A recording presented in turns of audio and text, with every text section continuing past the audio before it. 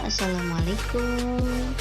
Jumpa kembali bersama Nining Arini Suganda, dan kali ini kita akan mempelajari tentang UJT atau test student, di mana UJT ini digunakan untuk membandingkan dua kelompok. Nah, kita akan menggunakan SPSS dalam UJT tersebut. Jangan lupa untuk share, subscribe, dan like-nya. Ditunggu.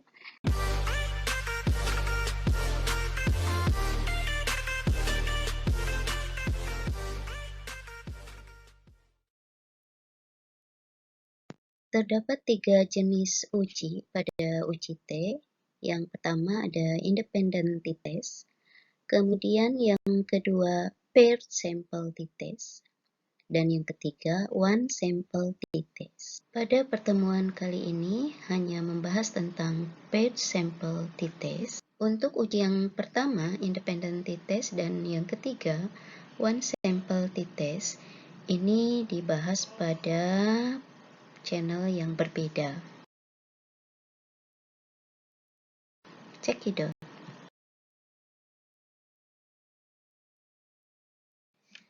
Kita definisikan dulu apa itu pair sample t-test.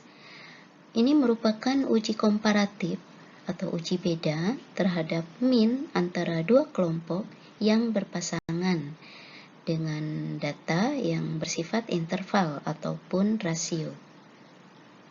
Dua kelompok yang berpasangan, artinya sumber data berasal dari subjek yang sama, sedangkan perlakuannya berbeda. Perolehan datanya itu diambil secara berulang dari sampel yang sama antara sebelum dan sesudah perlakuan. Untuk memahami kelompok yang berpasangan, nanti akan kita lihat pada studi kasusnya agar lebih jelas. Terdapat syarat yang harus dipenuhi dalam penggunaan uji paired sample t-test ini, yaitu pertama, ragam populasi atau varians boleh homogen, boleh juga tidak. Kemudian data diambil secara berulang dari sampel yang sama antara sebelum dan sesudah perlakuan. Dan terakhir, data interval ataupun rasio yang juga memiliki distribusi yang normal.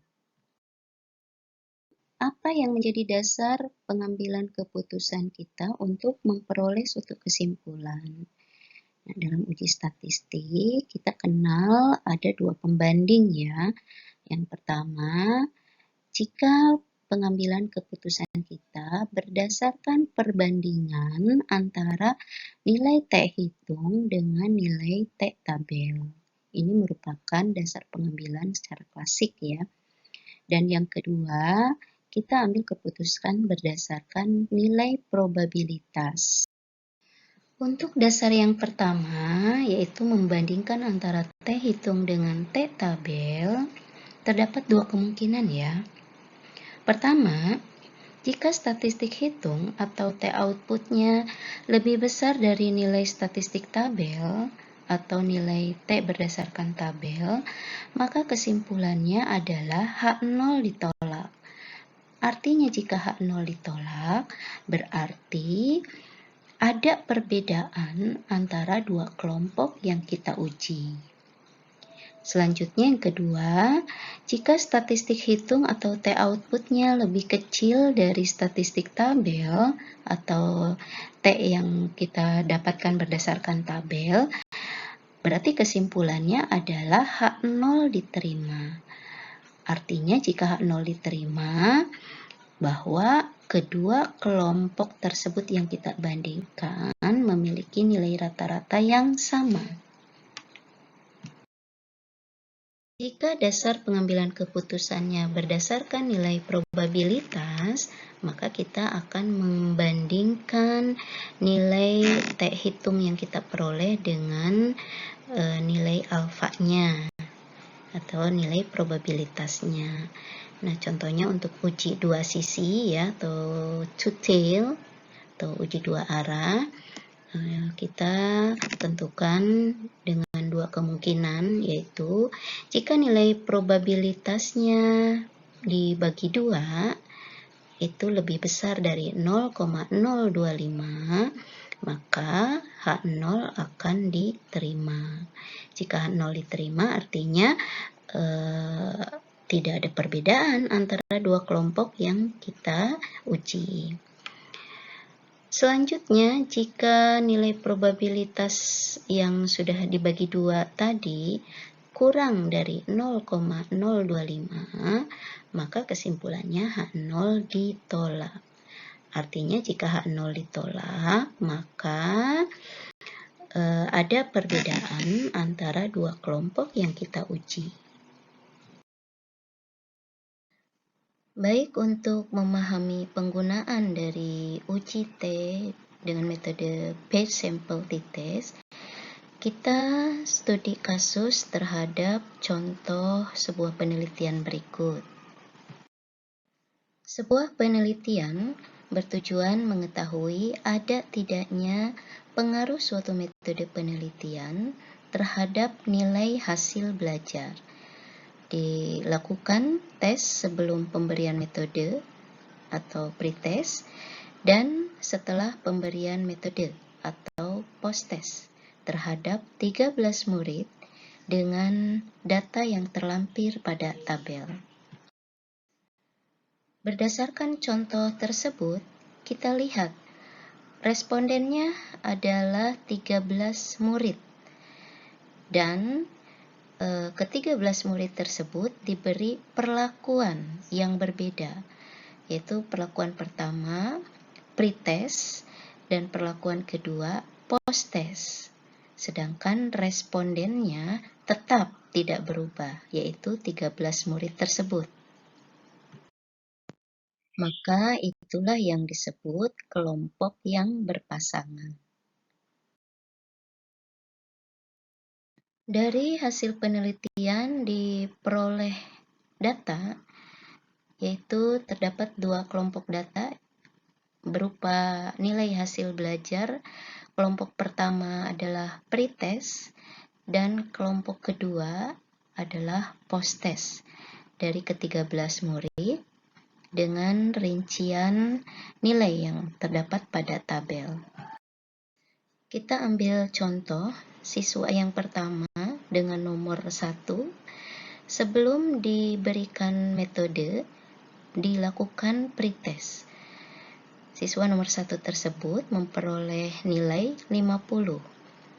Kemudian terhadap siswa nomor 1 diberikan suatu metode belajar, dan setelah diberikan metode belajar tersebut dilakukan tes kembali, yaitu yang disebut posttest, dan siswa nomor 1 ternyata mengalami peningkatan hasil dan memperoleh nilai sebesar 80. Selanjutnya kita akan melihat apakah metode belajar yang diberikan tersebut memang berpengaruh terhadap ke-13 siswa tersebut dan menghasilkan nilai yang berbeda antara kelompok pretest dengan kelompok posttest. Terlebih dahulu kita menentukan langkah-langkah uji statistik. Yang pertama adalah menentukan hipotesis. Dalam menyusun hipotesis, untuk H0 kita tentukan tidak ada perbedaan nilai rata-rata antara pretest dengan posttest. Dan untuk HA-nya ada perbedaan rata-rata antara pretest dengan posttest. Selanjutnya menentukan statistik uji yang tepat, yaitu paired sample t-test. Dan menentukan level signifikansi, kita tentukan nilai alfanya 0,05. Dan yang terakhir kita menentukan uji statistiknya menggunakan SPSS. Tentunya kita buka dulu jendela SPSS-nya Nah, setelah terbuka ini akan ada tampilan seperti di gambar, di mana tampilan jendela SPSS terdiri dari pertama data view, selanjutnya terdapat variabel view. Tentunya dari studi kasus yang kita amati tadi, terdapat dua variabel yang harus kita input. Pada proses input data, untuk variabel view, kita tentukan atau kita masukkan variabel yaitu kelompok pertama pretest, kemudian kelompok kedua posttest, dengan pemberian masing-masing label disamakan dengan penamaannya, dan kita pilih untuk measure-nya, kita pilih data scale, karena nilai yang kita masukkan atau data yang kita masukkan ini tergolong atau dibacanya termasuk skala scale.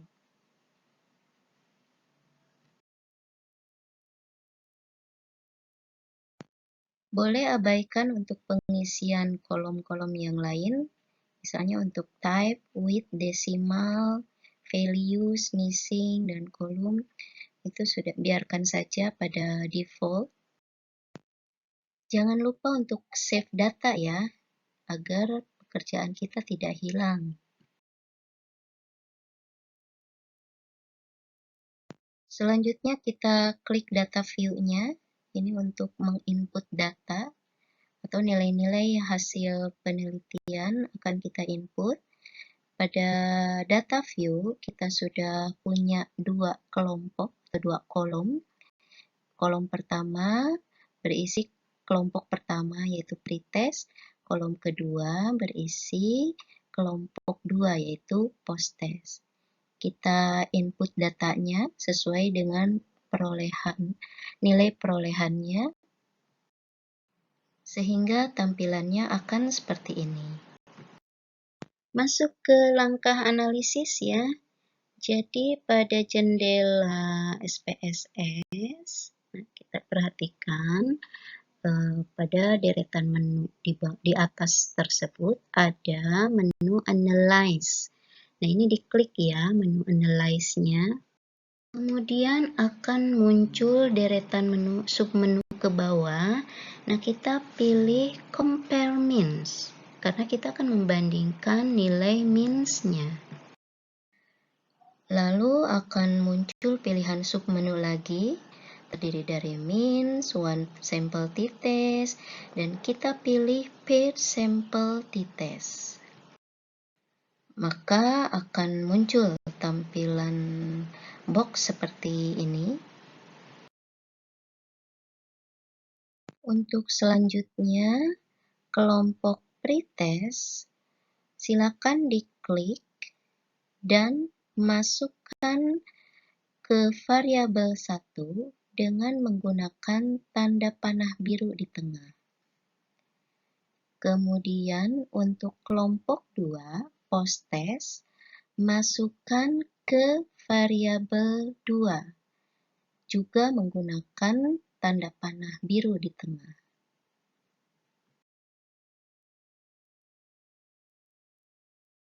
Sehingga kedua kelompok akan pindah ke box sebelah kanan dengan tampilan seperti pada contoh.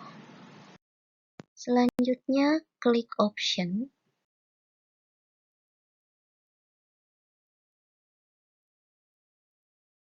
Maka akan muncul box Confidence Interval Percentage. Jadi, biarkan di 95% karena alfa yang kita gunakan adalah 5%. Kemudian, biarkan missing values-nya pada exclude case analyze by analyze.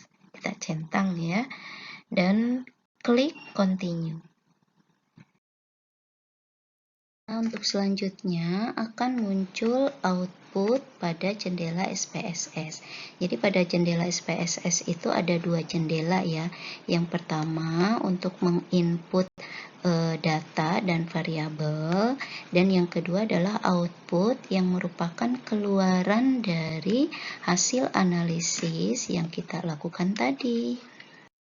Nah, pada output ini terdapat beberapa tabel yang selanjutnya akan kita interpretasi, di mana hasil interpretasi tersebut akan dituangkan dalam analisis deskripsinya yang nantinya akan dihasilkan suatu kesimpulan. Oke, kita mulai interpretasi atau penafsiran terhadap hasil uji pair simplicity test. Terhadap tabel yang pertama, kita peroleh data min, di mana rata-rata hasil tes pada pretest sebesar 54,62, sedangkan setelah dilakukan post-test, terdapat kenaikan rata-rata menjadi 67,69. N di sini menunjukkan jumlah responden sebesar 13. Kemudian ada nilai standar deviasi untuk masing-masing pretest dan posttest, juga standar error untuk minnya. Berdasarkan nilai min, maka kita bisa melihat terdapat perbedaan antara rata-rata pretest dengan posttest. Tetapi apakah perbedaan tersebut signifikan atau tidak? Kalau kita melihat nilainya sudah tentu berbeda antara pretest dengan posttest. Tetapi perbedaan tersebut harus dibuktikan secara statistik. Maka dari itu dilakukan uji selanjutnya. Kita baca terhadap tabel yang kedua, yaitu hasil uji korelasi. Artinya kita akan melihat apakah ada korelasi antara pretest dengan posttestnya, di mana di sini diperoleh nilai korelasi sebesar 0,350 dengan nilai sigma 0,242.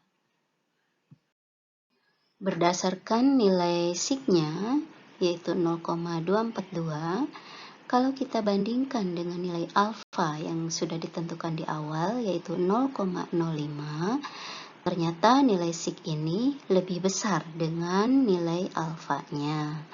Maka H0 kita terima. Artinya, tidak ada hubungan antara variabel pretest dengan posttest. Artinya, antara pretest dengan posttest ini tidak saling mempengaruhi ya, masing-masing berdiri sendiri-sendiri.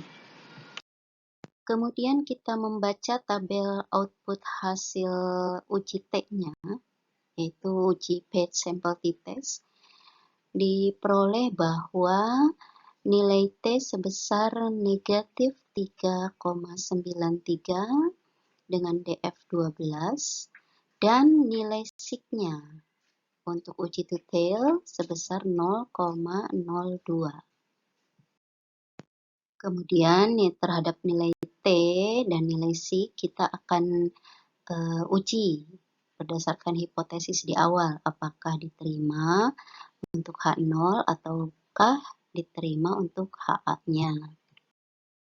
Mengingatkan kembali bahwa di awal kita sudah menentukan hipotesis di mana H0 tidak ada perbedaan rata-rata antara nilai pretest dengan posttest. Sedangkan HA-nya ada perbedaan rata-rata nilai antara pretest dengan posttest. Kemudian kita akan mengambil keputusan berdasarkan perbandingan T hitung dengan T tabel. Kita peroleh tadi hasil ujinya nilai T tabelnya negatif 3,930. Dengan menggunakan metode klasik, yaitu membandingkan antara T hitung dengan T tabel, dengan ketentuan bahwa jika T hitung lebih besar dengan T tabel, maka H0 ditolak. Sebaliknya, jika T hitung lebih kecil daripada T tabel, maka H0 diterima. Berdasarkan tabel, kita sudah memperoleh nilai T tabel dengan DF-nya sebesar N-1, itu jumlah respondennya dikurangi 1, kemudian diperoleh nilai 12, dengan alfanya karena kita menggunakan two-tail, sehingga alfa 0,05 ini dibagi 2. Kemudian kita peroleh nilai T tabel sebesar 2,179. Nilai T tabel ini menjadi batas kritis untuk daerah penolakan dan daerah penerimaan, di mana di sebelah kiri kita buat negatif 2,179 dan di sebelah kanan adalah 2,179.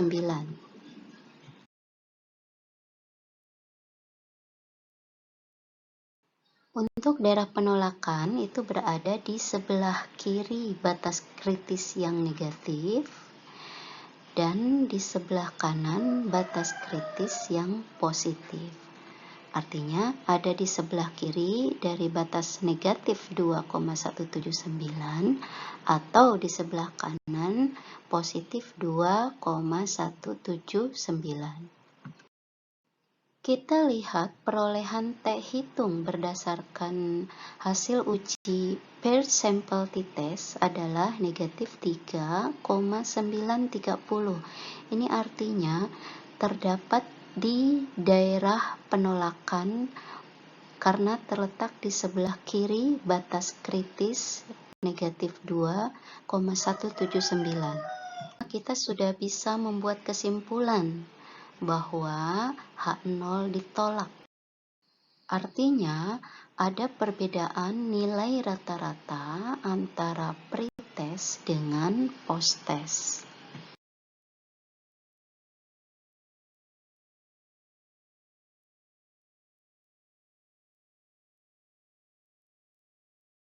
Nah, sekarang kita akan mengambil keputusan berdasarkan nilai probabilitas, yaitu dengan membandingkan nilai sig yang kita peroleh dari hasil uji paired sample t-test dengan ketentuan jika alfa per 2 lebih besar dari 0,025 maka H0 diterima.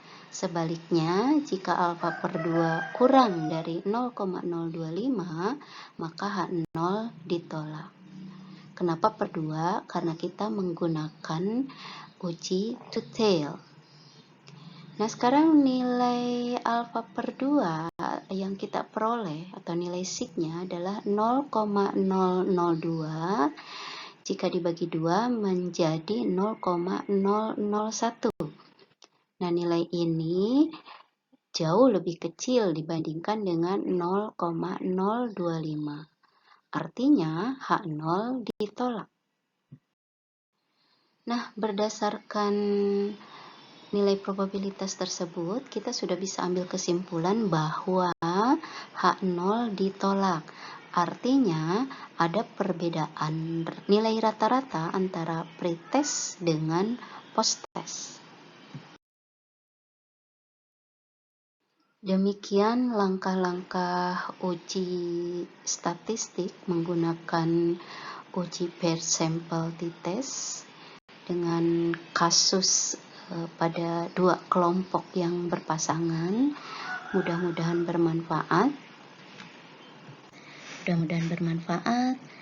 Dan jangan lupa saya mengingatkan kembali untuk like, share, and subscribe-nya.